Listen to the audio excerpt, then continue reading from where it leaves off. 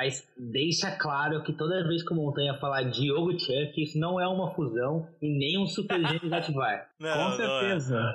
Até porque a fusão tem assim, ó, fusão antes, não, né? Pera aí, tá misturando Dragon Ball com Super Gêmeos, pô. Pera aí, né? Os Super Gêmeos não se fundiam, cara.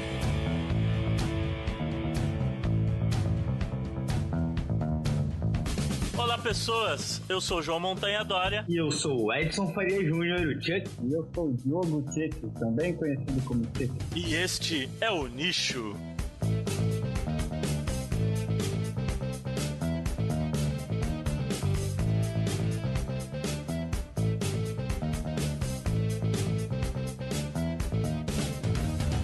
É isso aí, galera. Estamos aqui para mais um episódio do Nicho Podcast, o seu podcast de biologia. Hoje estou aqui com meu amigo Edson Faria Júnior. Olá, Chuck. Fala, Montanha. Olá, queridos ouvintes, né? Bom dia, boa tarde, boa noite, né? Programa que não é ao vivo é foda. Você pode estar ouvindo esse negócio em qualquer horário, mas que esteja um excelente momento do dia para você. Isso aí. Seja no trânsito, na casa, na varanda, onde for, escutando o Nicho. Estamos aqui hoje, eu e o Chuck, para receber um amigo de longa data aqui, parceirão dos tempos de faculdade, que me viu nas piores situações possíveis. Meu grande amigo Diogo Chuck. E aí, Diogo? Como é que tá o senhor? Fala aí, pessoal, tudo bem? Bom dia, boa tarde, boa noite também, né? Isso aí. E hoje nós vamos falar então um pouco sobre o trabalho do Diogo, que foi publicado agora, né, Diogo? Saiu agora online dia... Saiu agora em fevereiro. 17 de fevereiro, foi publicado online, falando sobre o Zika vírus, né? Como eles detectaram o Zika no fluido amniótico e fizeram então todo o genoma do vírus a partir daí. Então hoje a gente vai falar um pouco de genética, genômica, né? Um pouquinho de proteômica também, né, Diogo? Menos proteômica, mais genômica, mais genética, bioinformática, que é a minha área de trabalho, na verdade, né? A gente vai bater um papo aí sobre essa área que hoje está crescendo, mas muitos ainda têm medo de adentrar aí. Isso aí. Então, começando, como sempre, né, a gente faz esse primeiro momento, um bate-bola, papum, né? Não é olho no olho, né, mas enfim. Diogo Chuck, nos diga quem é o agora professor Diogo Chuck. Cara, quem sou eu? É difícil de se definir, né? Um rapaz de cidade do interior, cidade pequena, eu sou de Blumenau, fiz a graduação aí em Florianópolis, tive o prazer de fazer graduação com a Montanha, vários outros amigos aí que também seguiram carreira ao longo da vida, fiz a graduação em biologia, e me mudei para o Rio de Janeiro, apareceu uma oportunidade de trabalhar por aqui, com bioinformática, que era a minha área de pesquisa, na Fiocruz, aí emendei um mestrado, do mestrado acabou gerando frutos, fiz um doutorado, aí também na área de bioinformática, trabalhando com protozoários na época, e infelizmente, ou felizmente, não sei, a vida de cientista e pesquisador no Brasil não é lá muito fácil, né? Acabou o meu doutorado, e aí o que eu faço agora? Uma dessas surgiu a oportunidade de fazer um pós-doc na UFRJ, onde eu consegui trabalhar também com Zika vírus, isso tem uns 2 anos mais ou menos, e aí hoje eu fui, né, pós-doc até a metade desse ano, acabei passando o concurso e eu sou professor da UFRJ aí. Então acho que isso é mais ou menos a minha definição. Quem sou eu? Ah, sim, né? Eu sou uma ovelha negra, digamos assim, que a família inteira de engenheiros e arquitetos. Então, um único biólogo da minha família, um único biólogo da minha casa, e enfim, estamos aí, né? E como que foi esse enveredar pela bioinformática? De onde é que surgiu esse interesse, assim, de ir para computação biológica? Foi uma coisa, assim, muito louca, na verdade, né? Montanha deve lembrar dessas histórias da graduação, né, Montanha? Sim, eu entrei na graduação odiando genética, pelo amor de Deus. Nunca queria trabalhar com genética na minha vida. E começamos a fazer uma disciplina de genética. Numa dessas, hoje professor também da UFSC, o Glauber, grande amigo meu, foi orientado pelo professor Edmundo, aí também da UFSC, surgiram com uma oportunidade de fazer um estágio na época de iniciação científica, trabalhando com bioinformática, assim, eu sempre gostei de computador, sempre também resolvi problemas do computador, de formatar, de instalar, de não sei o que. Aí, conversando com o Edmundo, com o Glauber, numa dessas, ele falou, olha, pode ser interessante essa oportunidade, né? Era uma área que estava crescendo na época, que foi 2004, né? Quase 12 anos, então tinha pouca gente, pouca coisa. Olha, vamos embora, né? Vamos topar o desafio, vamos ver qual que é. Aí, nessas oportunidades assim que batem na nossa porta, eu falei, vamos ver qual que é. Se eu não gostar, eu saio e vou aí hoje, sendo professor desde informática, que não vai ser FRJ. Massa. Chuck, alguma pergunta pro Diogo? Sobre a formação dele aqui, não especificamente, mas já tem umas perguntas engatilhadas aqui quando a gente começar a falar do trabalho. Massa. Então, beleza. Ficamos numa introdução sucinta, o que é ótimo. E agora a gente parte pro trabalho, efetivamente, do paper, né? Sobre o Zika vírus. Na sequência, depois da nossa paradinha pro escaninho. Até mais.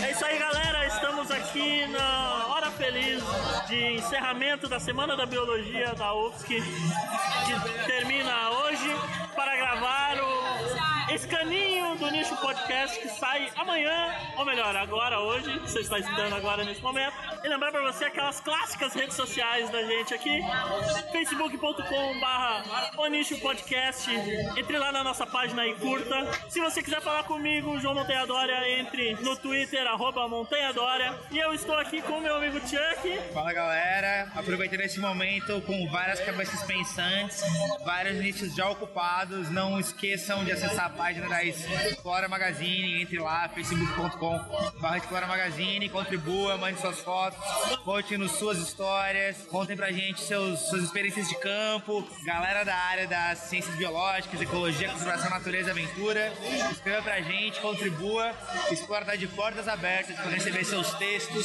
suas histórias, suas aventuras e suas fotografias.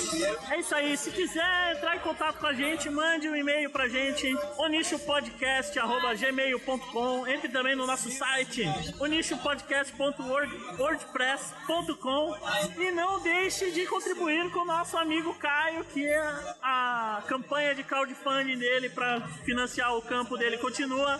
Entre lá no site terulacia.com e dê sua doação.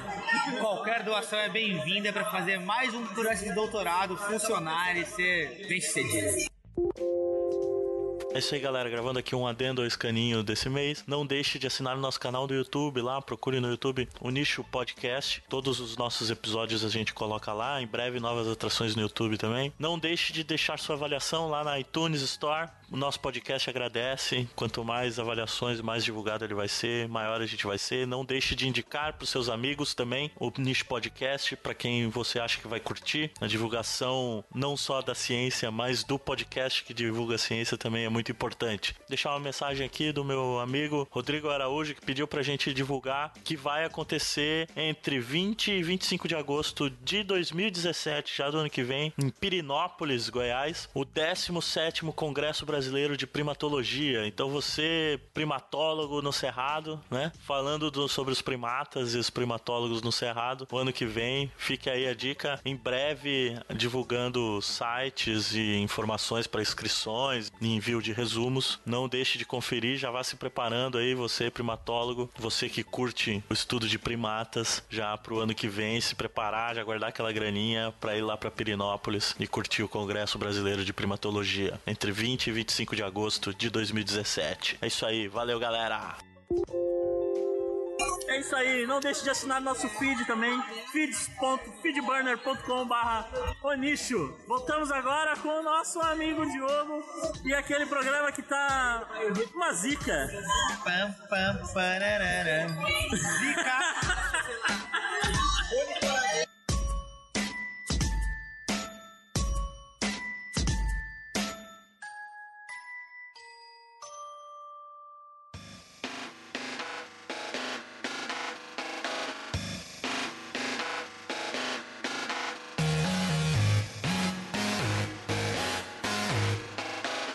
É isso aí, então, voltando agora com o Diogo para começar efetivamente a entrar no paper dele aqui sobre o Zika. Ele é um dos vários autores desse paper, né? E que tem por título, a gente sempre lê o título antes, né? Que é, eu vou ler ele traduzido do inglês aqui, né? Detecção e sequenciamento do Zika vírus a partir do fluido amniótico de fetos com microcefalia no Brasil. Um estudo de caso, né? Então a gente já vê no título do que o trabalho vai estar falando, e a gente tem alguns termos que a gente vai precisar explicar pra galera exatamente o que é, né? Acho que a começar, vamos falar um pouquinho assim, todo mundo já ouviu falar aí na TV, tá no rádio, no jornal, na internet, em tudo que é lugar falando do Zika, né? Mas aí vamos pegar um pouquinho mais o cérebro do Diogo aqui e vamos falar sobre isso. Diogo, o Zika vírus. Que diabo que é esse maldito vírus aí? Com um nome que, apesar de não ser brasileiro, tem muito de brasileiro nesse nome.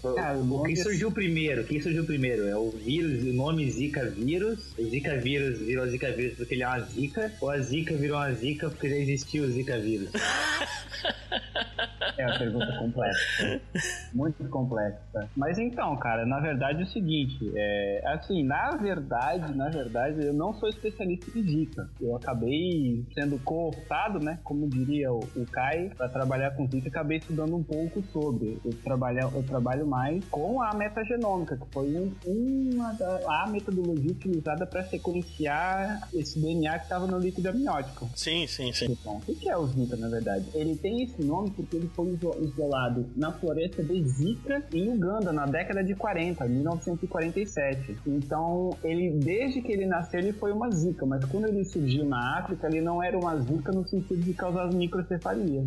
Ele era uma Zika justamente porque ele foi isolado da floresta de Zika. E depois, a partir de 2007, uma linhagem que foi a linhagem asiática, que acabou sendo introduzida aqui no Brasil, que veio via Polinésia Francesa, que essa sim é uma linhagem um pouquinho diferente da Zika isolada na floresta de Zika na África, que é o principal causador da microcefalia. Na África não tem muito... Eu não conheço nenhum estudo que conseguiu fazer alguma associação mais forte entre Zika e microcefalia com a variante africana, a cepa africana. A enfermidade que ele causa, ela não é tão agressiva assim quanto uma dengue, por exemplo? Qual é o sintoma principal, assim, pra galera só? Uma febre normal?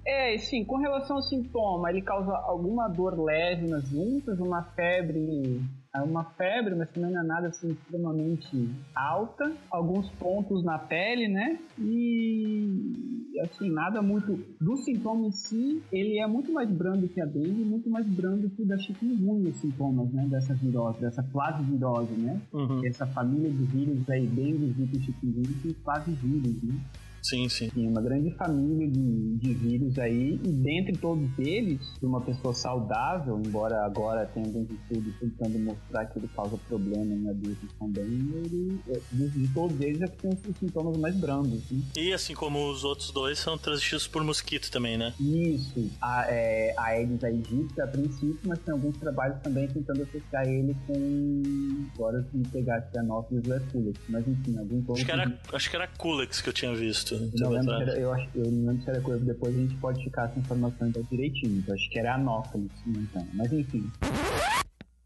Então, no caso é o Culex mesmo, mas a gente não precisa se preocupar tanto com a pesquisa do Instituto Oswaldo Cruz. Apontou que mesmo tendo identificado o vírus no Culex, que tem no rio, ele não é competente para transmitir, então a capacidade de infecção dele é muito baixa, né? Mas o Anopheles também é um potencial, né? Já que na África, tanto a Aedes quanto a Anopheles, quanto um outro gênero, Mansonia, são mosquitos em que o vírus foi identificado nesses insetos, né? De qualquer maneira, existem alguns estudos, inclusive do pessoal da Fiocruz também, que está participando desse trabalho aí, que estão tentando mostrar que existem outros vetores para o Zika que não o Aedes. Aí cagou tudo, né? Só com a Aedes já era ruim, imagina com várias outras espécies de mosquito ainda. Pois é, eu tenho colaborado nesse trabalho, colaborei também com um pesquisador, professor da UFRJ, ele inclusive deu entrevista em Fantástico, que é o professor Amilcar Tanuri, e assim, todos que trabalham com essa área ficaram ficaram espantados com a velocidade com que o vírus se espalhou pelo Brasil. Em questão de 6 meses, ele chegou no Nordeste e já estava sendo encontrado aqui no Rio de Janeiro e em São Paulo. Ou seja, isso é muito rápido com os vírus. Enquanto a variante do dengue tipo 4 levou de 1 a 2 anos para se espalhar pelo Brasil, esses 6 meses estava espalhado. Sim, já teve, faz pouco tempo, identificaram aqui já também a transmissão autóctone. E aí a gente tem o problema do Zika vírus, que ele também é considerado uma DST, né? Sim, pois é. Ele é transmitido por via sexual, além da via vetorial, né? E depois de um tempo da infecção, né? Ele permanece um tempo ainda circulante. Pois é, isso é uma zica brutal, realmente, né? Pois é, assim, o nome acabou... caindo muito bem, né? Acabou caindo como uma luva, infelizmente, né? Pois é. E mais o grande problema que a gente viu com essa infecção, epidemia do Zika vírus, foi a microcefalia, né? O que vem a ser especificamente a microcefalia? Pois é, a microcefalia, ela é uma anomalia genética, né, congênita, caracterizada de maneira geral, a grosso modo, com uma medida de crânio inferior, se não me engano, a 32 centímetros do feto, tem uma medida de diâmetro de crânio inferior a 32 centímetros. Isso depende, né? Porque é com 2 desvios, né, da média, né? Um negócio assim. Existe um parâmetro em torno de 32 centímetros, tanto que no Brasil eles até reviram esse valor. Antes eram 33 ou 34, baixaram um pouco esse valor. Só que no caso da Zika, se costuma falar em microcefalia, mas em síndrome, porque os fetos não sofrem somente de uma formação congênita, tem várias outras anomalias associadas com o vírus. Então por isso que ele é tão problemático. Agora estão saindo aí vários trabalhos, né, com os bebês que nasceram com microcefalia e estão vendo que tem problemas na articulação, problemas de movimentação do feto dentro do amniótico. Então, infelizmente, sim, não é só a microcefalia, ele causa uma diminuição do tamanho craniano associada a outros fatores que agravam ainda mais, como artrogripose, que é a má formação de genes. É um problema de saúde pública sério esse de Zika. Só que o que acontece é que, embora as taxas de infecção sejam altas, inclusive em grávidos, a taxa de bebês que nascem com essa síndrome de Zika é baixa. Em torno de 100 grávidos que desenvolvem Zika, estima-se que em torno de 5 ou 10% dos bebês possam ter algum tipo de complicação. Então ainda não se entende exatamente o que leva ou não ao problema da microcefalia, né? Sim, e isso se torna um problema grave quando você tem a dimensão de milhões de pessoas infectadas, por exemplo, né? A possibilidade. Exatamente. É interessante, por exemplo, depois a gente pode falar mais pra frente no artigo, mas essa linhagem que a gente tem, ela é muito próxima à linhagem que foi isolada na Polinésia Francesa em 2013. E aí lá também tiveram casos de microcefalia, né? Foram algo em torno de 10 casos, só que a gente tem que lembrar que são 10 casos de uma população infinitamente menor que a população brasileira, né? Sim.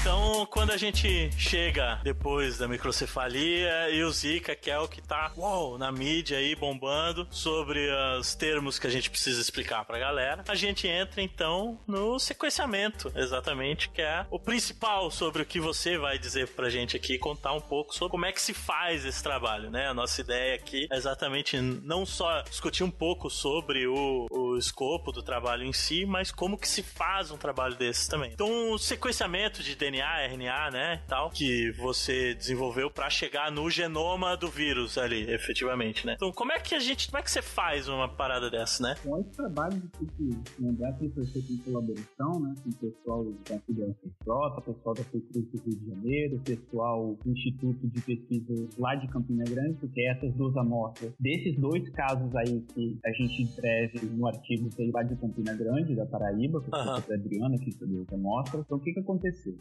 2 grávidas foram detectadas, tiveram Zika durante o período da gravidez e essas 2 mulheres vieram a desenvolver fetos com microcefalia. E aí foi colhido o líquido amniótico diretamente, foi feito uma amniocentese, né, ou seja, coleta de fluido amniótico direto da barriga da mãe, com o bebê ainda vivo. Foi pego esse líquido amniótico, esse fluido amniótico, e se extraiu, na verdade, o RNA. Então a gente tem o DNA que é uma informação que é constante dentro de uma célula. A gente tem tem o RNA, aquilo que é transcrito dentro de uma célula, né? Aquilo que começa a fazer efeito, e as proteínas, né? E as proteínas que são que efetivamente vão funcionar. Então a gente tem esse fluxo de informação. No nosso caso, a gente trabalhou com análise de RNA, porque o Zika vírus, os vírus da dengue e chikungunya são vírus de RNA, então não adiantava a gente trabalhar com DNA. Sim, logicamente. Quem trabalha com biologia molecular aí, a gente costuma brincar que o RNA, a gente olhou feio e ele degradou. Então é uma técnica um pouco mais trabalhosa. Ele é mais sensível, né, que o DNA. Ele é mais sensível à degradação, justamente porque ele é fita simples. A gente tem RNAs em um monte de lugar, então tem que ser tudo RNAs e free. Então chegaram essas amostras aí de líquido amniótico, foi coisa de nenhum ml, chegou de cada um desses dois pacientes aí, dessas duas mulheres. E a gente no laboratório trabalha muito em colaboração. Então, uma menina do meu laboratório, acabou assim, o professor Renato, que é o segundo autor do trabalho, ele traiu o RNA dessas amostras. Então tem são várias técnicas, vários protocolos em que a gente consegue, né, separar o RNA dessas amostras, justamente que a gente estava querendo pescar. Eram os RNAs em função dessa característica dos vírus. Depois, lá no nosso laboratório, a doutora Luísa, que também cuida da parte do sequenciamento, ela construiu o que a gente chama de biblioteca, que não é só simplesmente enfiar o RNA na máquina. Existe toda uma metodologia adequada para sequenciada com uma técnica chamada Illumina de sequenciamento. Depois eu dei um Google aí para ver aqui exatamente o que é essa máquina. Então ela construiu essa biblioteca, ou seja, ela preparou esse RNA para ser entendido, para ser lido. Adicionar fluoróforos, né, as moléculas que dão cor para essas bases de RNA, e com isso a máquina consegue entender e desvendar, digamos assim, falando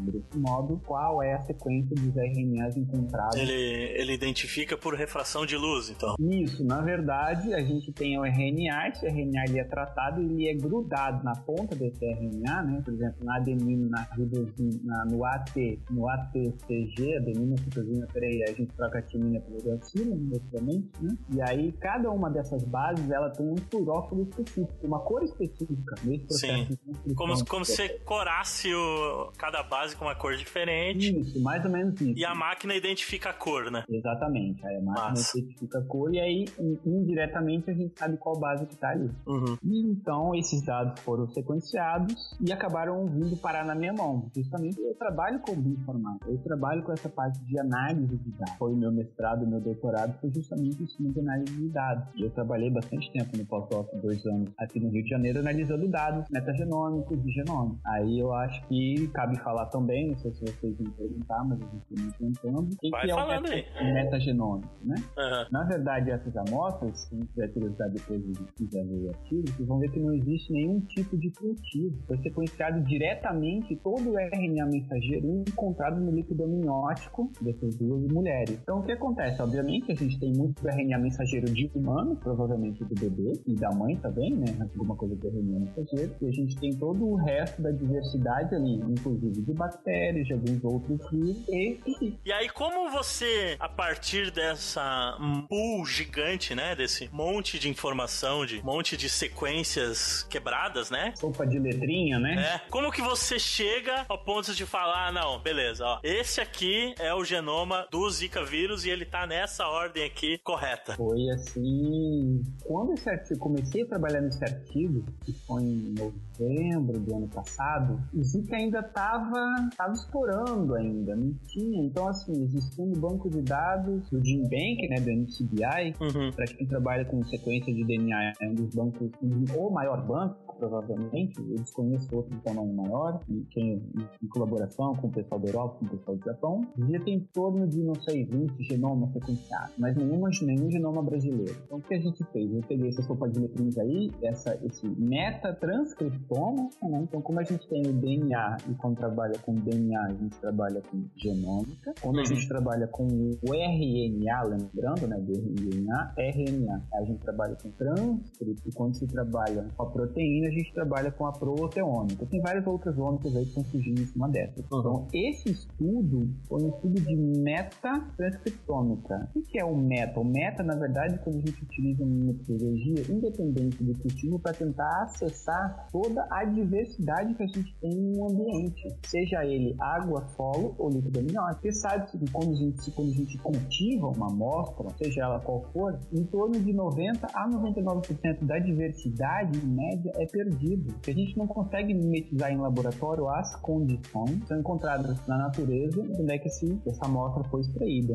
Então, como é que a gente fez? É realmente uma sopa de letrinhas. Eu tenho ali vários organismos diferentes, vários vírus diferentes, sequência de humano, né? Ou seja, RNA de humano, RNA de bactéria, RNA de vírus e o RNA de zika, obviamente. Como é que eu fiz? A gente conhece o genoma humano. Qual que foi o meu racional? Bom, você conheceu o genoma humano, o que eu vou fazer? Bom, primeiro eu vou excluir o humano, porque o humano, nesse caso, não me interessa. Então a gente pegou essas sequências, um monte de sopa de letrinhas aí, e tudo que é não humano, ou seja, eu vou procurar ver o que é similar à sequência de humano. Dessa análise, metade das minhas sequências já foram similares, ou seja, eram de humano. Então eu já excluí da minha análise. Opa, legal. O que eu vou fazer agora? Bom, como essas sequências são pequenas, o sequenciador me gera leituras, que a gente chama de reads, né?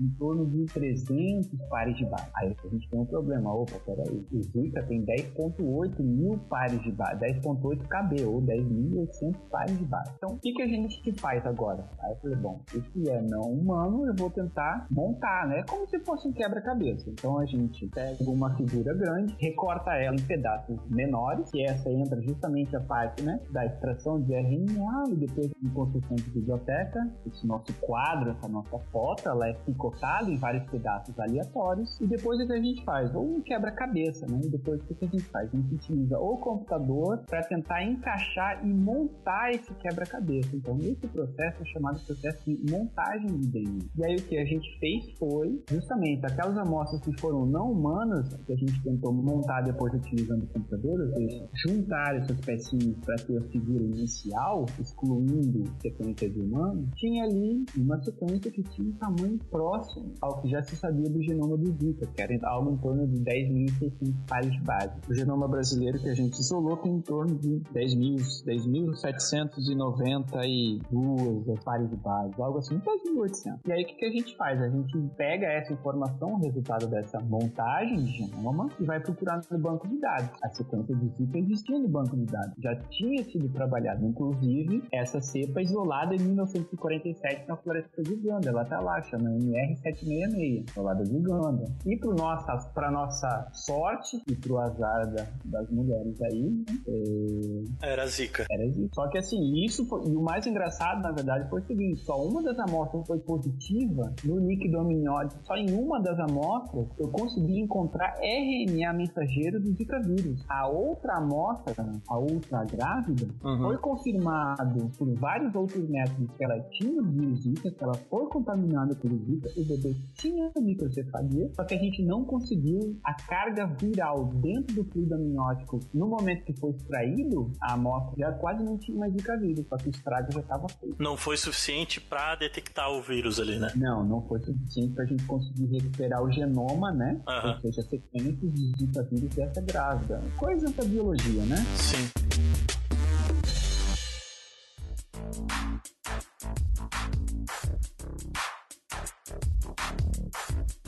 E aí, para esses tipos de trabalho com metagenômica, metatranscriptômica, né? Enfim, você precisa ter uma biblioteca anterior com sequências já determinadas para vários organismos que você quer, alvo que você está investigando, porque senão você não tem com o que comparar e confirmar que é aquilo ali mesmo, porque você acha um monte de genoma ali naquela amostra. Exatamente.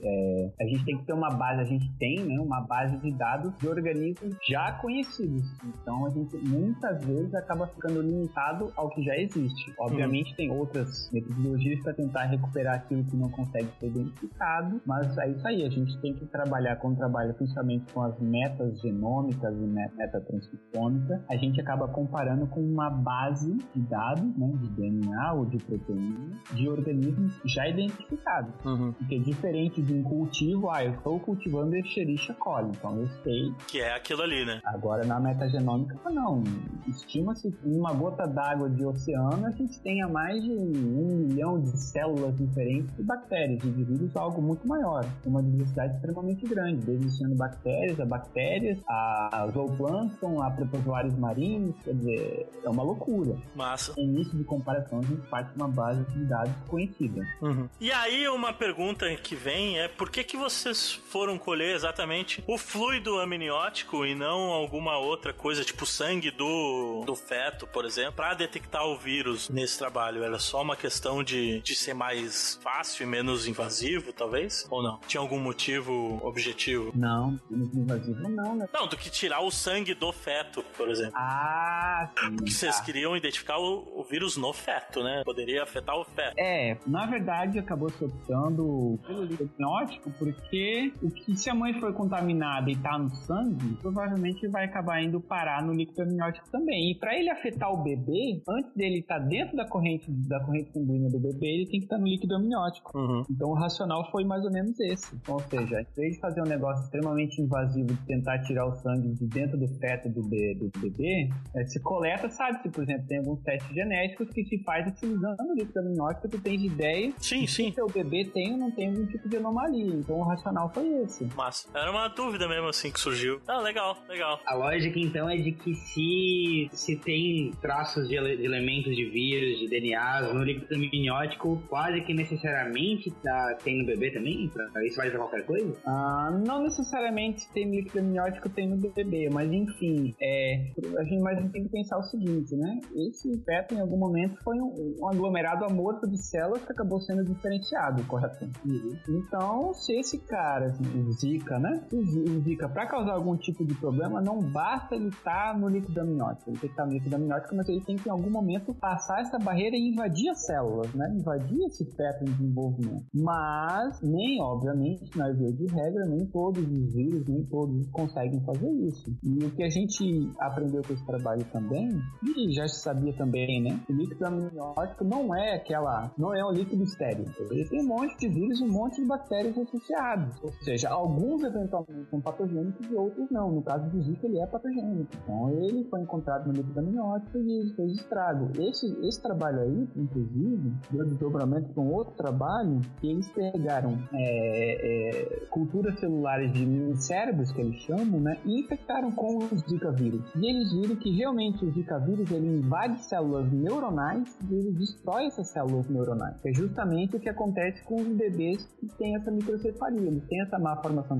congênita, esse menor diâmetro da cabeça, só que o cérebro deles é completamente diferente do cérebro de uma pessoa normal. Saiu um estudo agora, semana passada, eu acho, inclusive o professor Amilcar está nesse trabalho também, e que eles fizeram radiografia dos bebês agora com microcefalia. Viram que várias partes do cérebro, se não me engano, por exemplo, o corpo caloso, que é aquela região que liga o hemisfério esquerdo e o hemisfério direito, ele tem problemas de formação. É muito mais complexo que uma microcefalia, infelizmente, né? Não é só o tamanho, né, do cérebro. Não é só o tamanho. Ele por dentro, que causa muitos problemas. O cérebro não tem aquelas circunvoluções, né, que são as dobras cerebrais. É um cérebro muito mais reto, né? E essas circunvoluções são importantes para a diferenciação cerebral, né, das áreas, né? Massa.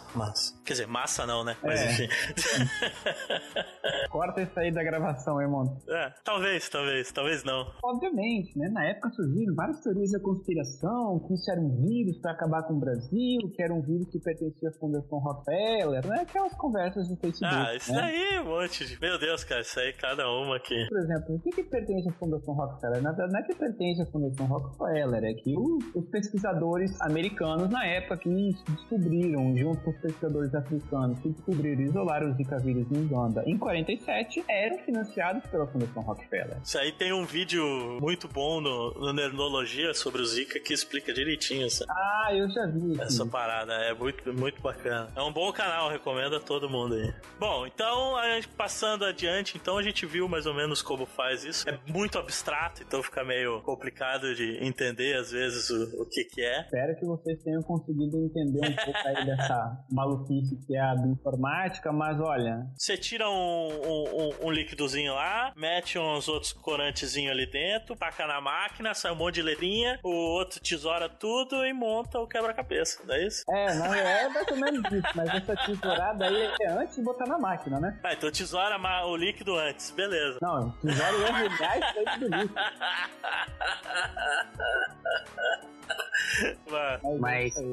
Mas pra extrair o líquido tem que tesourar a mãe também, né? Com seringa, né? Não é uma tesourada, né? É uma cutucada. Só uma cutucada.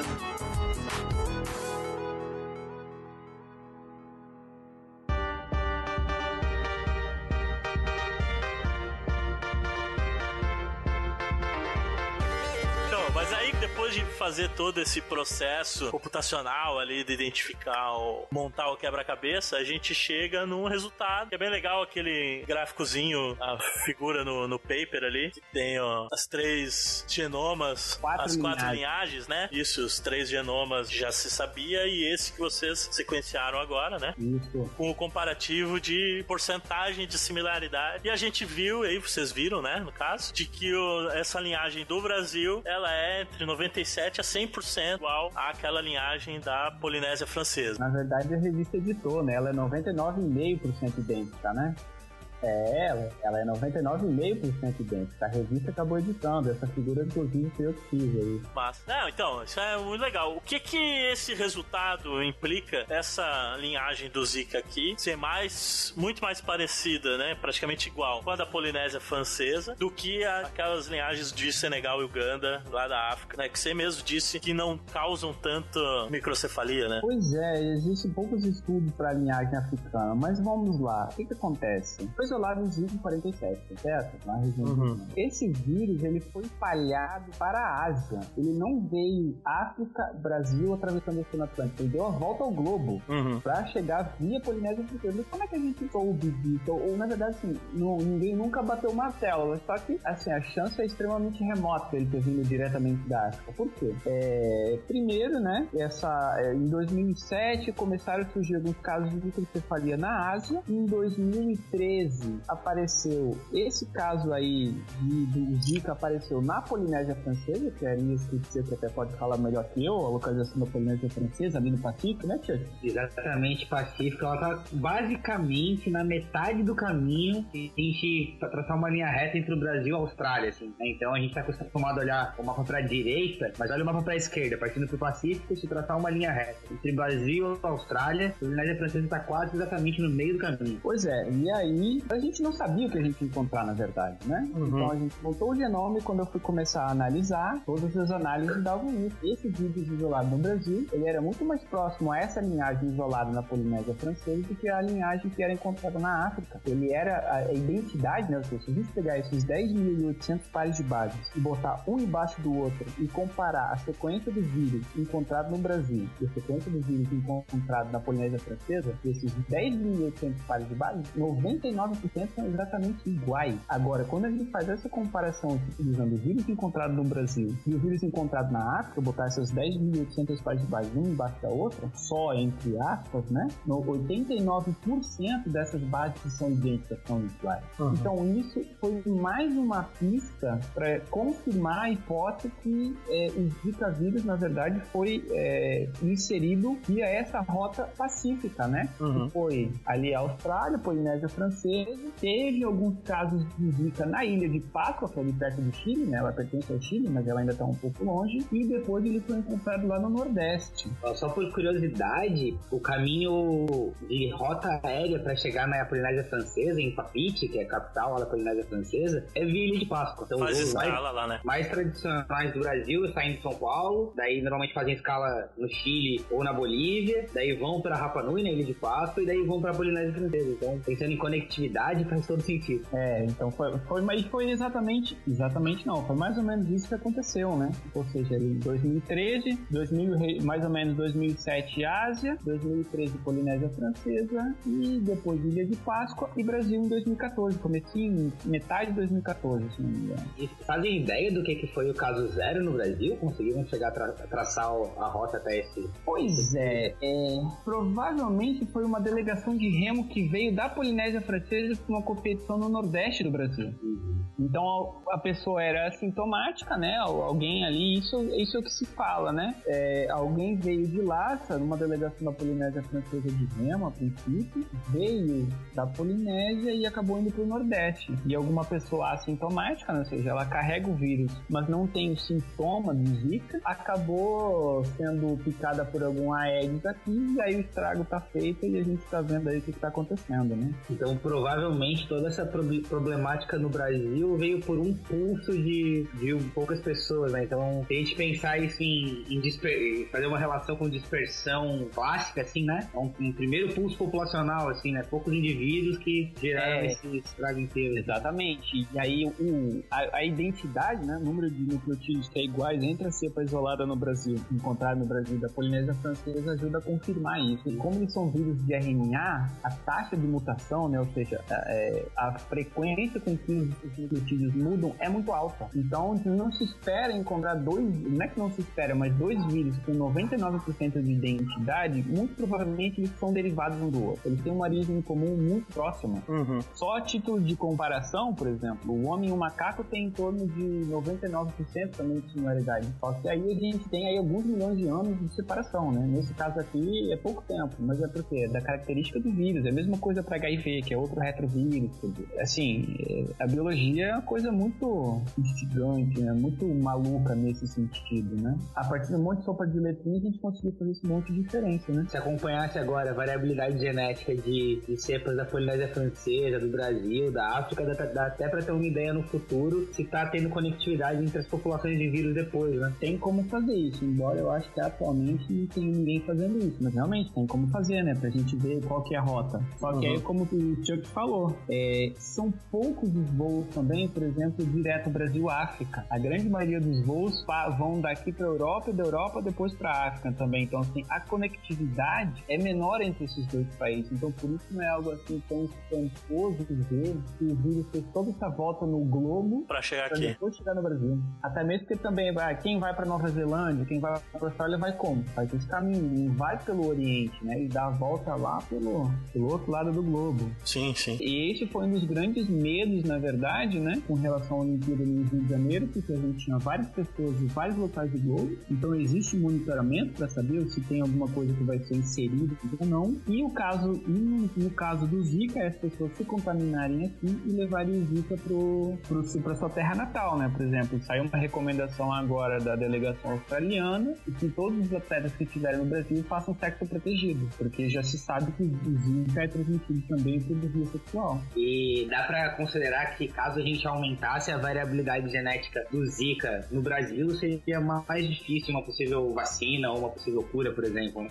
É porque não é tão simples desenvolver vacina para um vírus desse tipo, justamente porque ele varia muito, ele muta muito rápido, né? RNA, por exemplo. O vírus da dengue está aí há quanto tempo? Não se tem uma vacina 100%, não se tem uma vacina eficaz, né? Ela não protege 100%. Tem alguns estudos aí que propõem uma vacina para dengue, mas a taxa de proteção é algo em torno de 60%, quer dizer, é da natureza do vírus, né? Ele é um vírus que muta muito rápido. Então, fica difícil. Tem algum trabalho tentando propor, já se descobriu alguma coisa, já se sabe como as proteínas funcionam, já se sabe alguns marcadores, tem algumas propostas de alvos vacinais para o Zika, só que a gente tem que lembrar que o vírus muda muito rápido, né? Especialmente no caso do Brasil, que a gente sabe que a chegada do Zika aqui foi por um pulso, um evento isolado, assim, de ocorrência, e há pouco tempo, então tem pouco tempo de mutação o vírus em solo brasileiro, em tese não tem muito input de vírus de outros lugares, não seria talvez uma janela de oportunidade para talvez tentar fazer isso para cepa brasileira, tipo uma vacina para cepa brasileira, de repente? Ou em 2014, já em 2 anos, já de repente o vírus já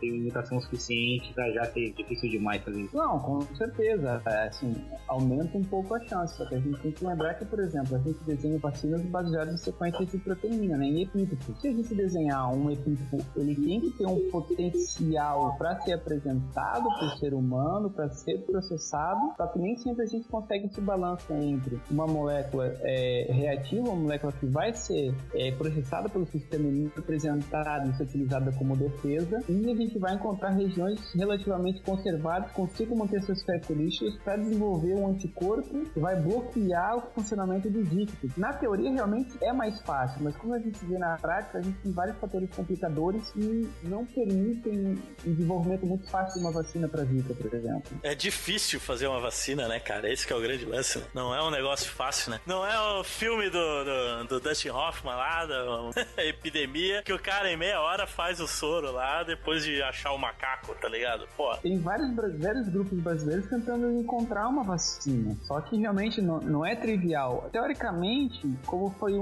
a princípio, um único evento de questão que depois se espalhou pelo Brasil, a gente tem que lembrar que aqui existem impressões e características diferentes da população, por exemplo, asiática e da Polinésia Francesa. Então o vírus deve variar, mutar, variar de maneiras diferentes aqui no Brasil do que em outros locais, por exemplo. Consegui te convencer,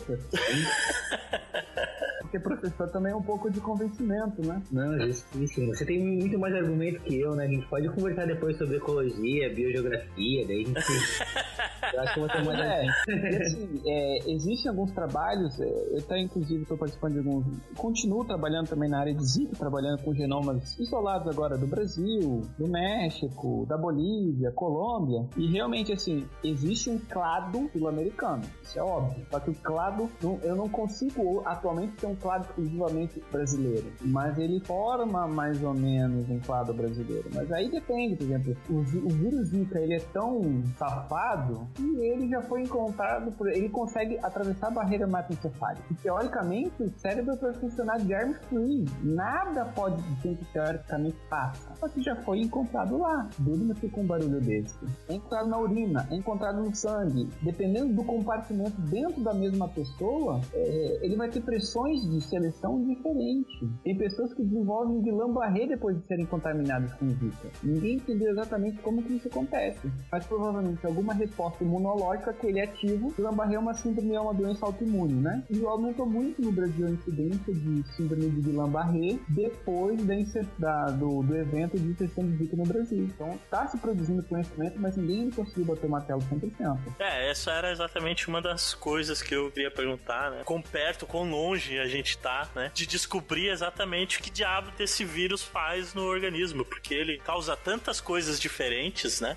Dependendo de onde que ele atua, que é muito bizarro, cara. É um vírus extremamente bizarro, né? Pois é, ele inclusive causa, por exemplo, uma espécie de conjuntivite. Eu tô trabalhando com um pesquisador da Fiocruz, aqui do Rio de Janeiro, que ele teve vírus Zika, inclusive ele recebeu o material dele mesmo para trabalhar, obviamente, né? E ele teve, assim, ele disse que o olho dele ficou vermelho como se ele tivesse tido uma conjuntivite. A parte branca do olho dele ficou completamente vermelha, parecia sangue. Quer dizer, está se entendendo ainda, né, quais as variantes. O genoma do Zika é um genoma relativamente simples.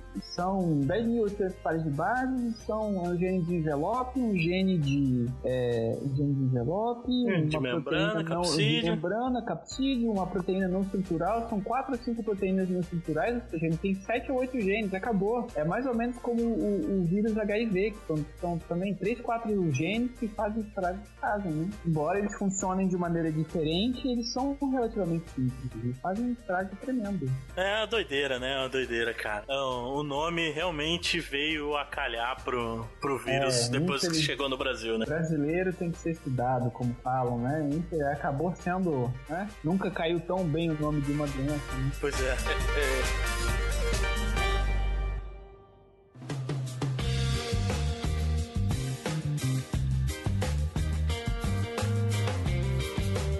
Tentando então fugir um pouco dessa zica, acho que a gente vai se encaminhando pros finalmente aqui, né, Chuck? Vamos lá. E agora a gente deixa um espaço aí aberto pra uma mensagenzinha final aí de você, Diogo, pra galera que tá escutando o nicho agora aí, sobre esse mundo maravilhoso dos quebra-cabeças genômicos aí. Cara, eu sou suspeito de falar, porque eu gosto muito do que eu faço, então trabalhar com o que a gente gosta é algo extremamente gratificante, embora muitas vezes a ciência do Brasil não seja reconhecida, né?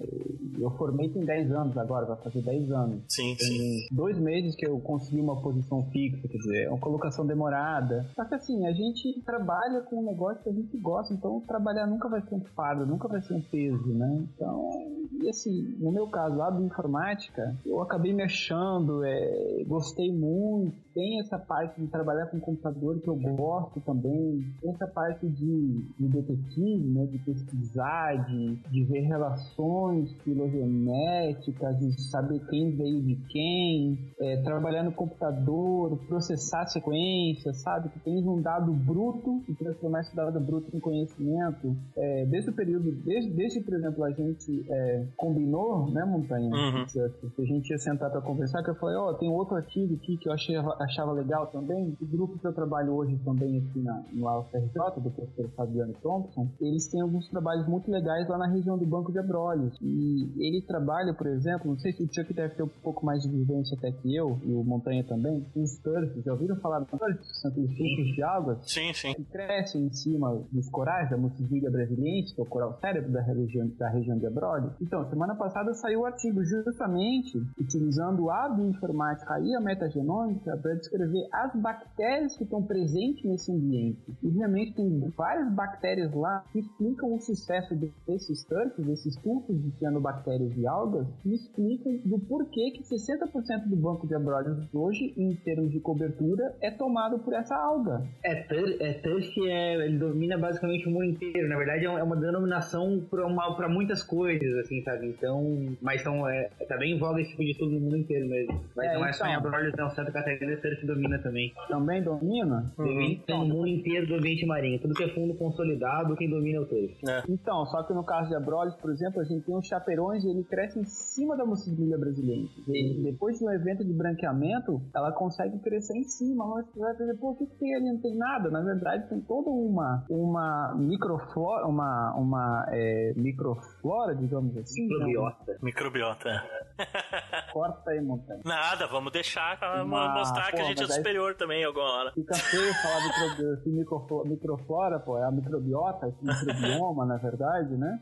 A gente mostra nesse trabalho que tem muitas cianobactérias, só que também tem várias outras bactérias e aquilo acaba funcionando como um consórcio. Então ele é autossuficiente. Ele tem estratégias para aproveitar vários espectros diferentes da luz visível. Então, assim, o turf é complicador. O Chuck falou agora, por exemplo, que é um problema no mundo inteiro. Abrolhos, eu sabia exatamente de Abrolhos e também do Japão, que tem algumas pessoas que trabalham com alguns recifes do Japão em colaboração. Agora essa é novidade, assim, eu sabia que estava feio, eu não sabia que estava tanto. E com a bioinformática e com a metagenômica, a gente conseguiu descrever quais são as bactérias que estão presentes no turf de Abrolhos. Então, assim, tem que gostar, realmente tem que gostar, mas é trabalho de escovar bicho, é trabalho de olhar a sequência para cima, para baixo, ver o que tem, ver o que não tem, tentar buscar explicações, né, para uma resposta ecológica do que a gente está vendo. Então, por exemplo, na região de Abrolhos ali, isso aqui é fora do tópico de vídeo, mas é legal também. Manda ver. Foram 3 pontos de coleta nesse artigo, 3 pontos de coleta em 2 épocas do ano, mas quando a gente vai ver quais os genes que estão funcionando dentro do turf, independente do organismo, e quais os organismos, né, as bactérias e arqueas e eucariotos, microcariotos que estão ali, parece que independe se o local de coleta foi no verão, ou se foi no inverno, se está numa área protegida, se está numa área impactada. Uma vez o turf instalado, é difícil controlar. E aí a gente entendeu que tem nesse cara, né, o que tem nesses turfs de microbioma, quem sabe a gente pode buscar alguma solução para tentar diminuir esse problema. Massa. Então, assim, essa fica a mensagem, né? E, assim, hoje, com tecnologia de sequenciamento evoluindo, testes genéticos, análise genômica, genética forense, tudo isso hoje envolve a bioinformática em certo grau. Quem quer trabalhar com bioinformática, com essa sopa de letrinhas, gosta de computador, investe tempo. Realmente, eu falo para os meus alunos de iniciação científica que as pessoas não podem ter medo, porque é uma curva de aprendizado lenta. De modo geral, não é uma disciplina que é ministrada na graduação. PCR todo mundo vê na graduação, mas bioinformática não é todo mundo que vê. O que é bioinformática? E juntou 2 palavras de áreas diferentes, o pessoal fica com medo, igual bioestatística. Então, enfim, ter persistência e, assim, nessa área realmente nunca vai faltar local para trabalhar. É uma área que está crescendo, uma área nova, uma área que tem 20, 30 anos no máximo. O termo bioinformática da década de 70, então, isso por si só já dá uma dica de quão novo é essa ciência, né? Embora a descoberta da dupla hélice de DNA seja a década de 50, 60 aí. Chuck, seu comentário final. Chuck aí. Qual? O Chuck, você é o Diogo, não enche o saco. Então tá bom. É o Edson, entende? É o Edson, entende? Eu acho que fica mais, né, um pool diferenciado de nichos que a gente tá mostrando no nicho, né? Então, que até então tem falado mais de coisas relacionadas a meio ambiente, ecologia, né, um pouco de biogeografia, o Ale trouxe um pouco de genética, mas bem bastante voltado para aplicações mais ecológicas, assim, né, pensando em biogeografia, um pouco de evolução, mas a gente vê que a nossa ciência é tão grande, que tem uma diversidade de assuntos tão grande, e tem toda essa dificuldade de tentar traduzir tudo isso, né? A gente não repetiu a área ainda, e o próximo, que eu já marquei, também não vai repetir. Vai ser diferente também. Então a gente tá indo bem. Isso que esse nosso papo aí ficou só o que eu fiz do pós-doutorado, né? Por exemplo, o meu mestrado e o meu doutorado, eu trabalhei com protozoários, com leishmania, com trypanosomas, com plasmodium. Eu estava na época tentando buscar algum marcador genético que pudesse ser um bom alvo, por exemplo, para desenvolver uma vacina, para desenvolver um fármaco. Mas, Diogo, peraí.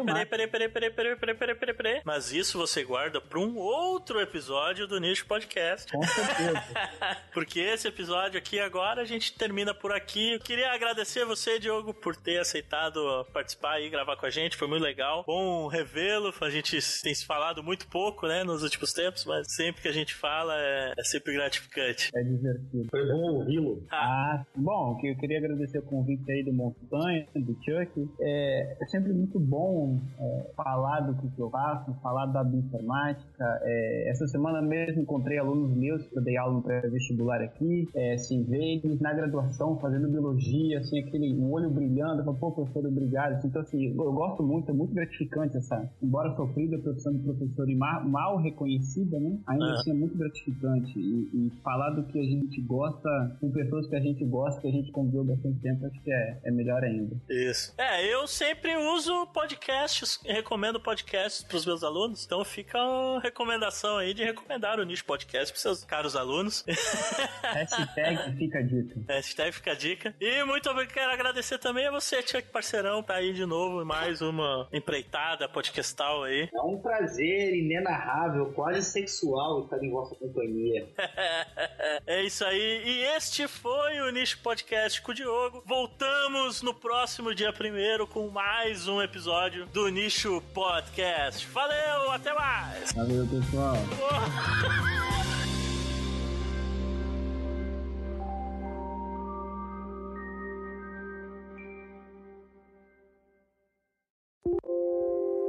Foi a zica. Mó empolgado, os caras mó zicados aí, pô, brincadeira.